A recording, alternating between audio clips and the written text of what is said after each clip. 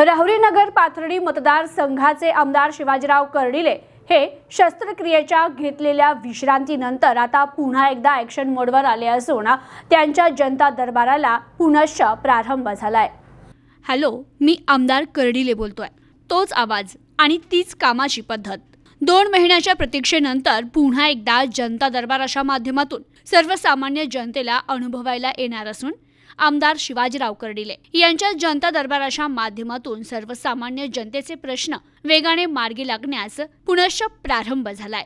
जिल्हा सहकारी बँकेचे चेअरमन आणि राहुरी नगर पाथर्डी मतदारसंघाचे आमदार राज्याचे माजी मंत्री शिवाजीराव कर्डिले पाठीच्या मणक्यावर शस्त्रक्रिया केल्यामुळे डॉक्टरांच्या सल्ल्याप्रमाणे 2 महिने सक्तीच्या विश्रांतीवर होते।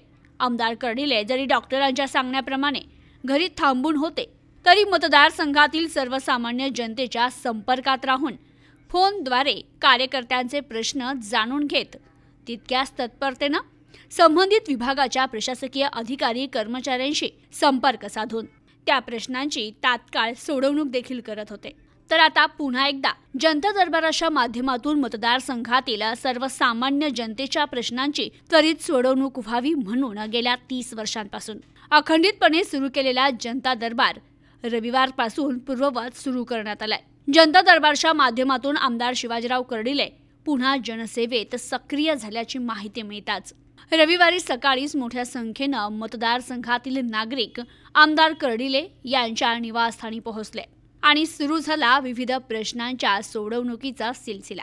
एक कॉल प्रॉब्लेम सॉल्व ही आमदार कर्डिले यांच्या कामाची खासियत असून आमदार कर्डिले यांनी फोन करून सांगितल्यानंतर त्या व्यक्तीचं काम मार्गी लागणार ही काळ्या दगडावरची पांढरी रेख समजायची। त्यामुळे आमदार कर्डिले यांच्या जनता दरबारात प्रश्न घेऊन येणाऱ्यांची संख्या देखील खूपच मोठी असते।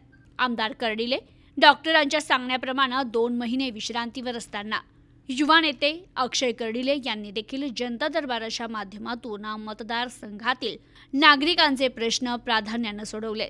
वैयक्तिक अथवा सार्वजनिक कार्यक्रमांना भेटी देऊन नागरिकांच्या सुखदुःखात धावून जाण्याचं काम त्यांनी केलंय।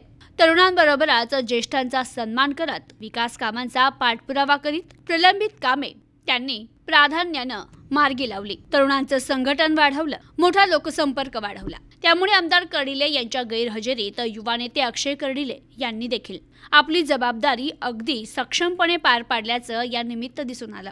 डॉक्टरांच्या सांगण्याप्रमाणे 2 महिने इच्छा नसतानाही त्यांना विश्रांती घ्यावी लागली। त्या काळात मतदारसंघातील सर्वसामान्य जनता कार्यकर्ते यांची विकास कामे मार्गी लावण्याबाबत काही गैरसोय झाली असेल त्याबद्दल दिलगिरी व्यक्त करत सर्वसामान्य जनताच माझी ऊर्जा आहे, माझ्यासह अक्षय देखील आता जनतेच्या सेवेसाठी अधिक सक्रिय झालाय। त्याने देखील त्याच्यावर सोपवलेली जबाबदारी अगदी व्यवस्थित चोखपणे पार पाडली असल्याचं देखील आमदार कर्डिले यांनी आवर्जून सांगितलं।